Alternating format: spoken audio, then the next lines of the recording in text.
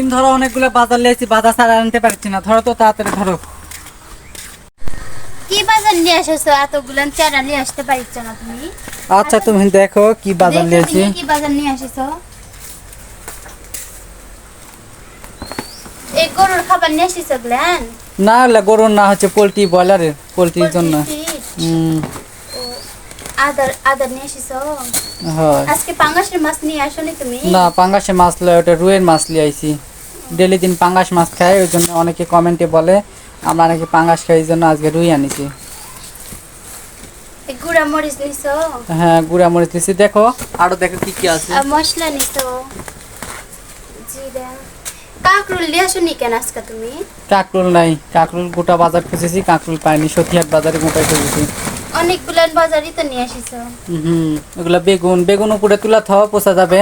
বেগুন কচু এক জায়গায় যে মিশাল হয়ে গেল, ভিনে করে থাওয়া লাগবে। এগুলা না আলু দেশি আলু পাওনি? না যে দেশি আলু লিনি, দেশি আলুর থেকে হল্যান্ডার আলু চলতেছে, হল্যান্ডার আলু নিলাম। তো দেখি কেমন তরকারি লাগে, না হলে পরের সপ্তাহ আবার ইয়া লিব। তো দেখেন আজকে আমাদের এটা বাজার। তো আজকে এটা এতখানি আমরা বাজার নিয়ে এলাম।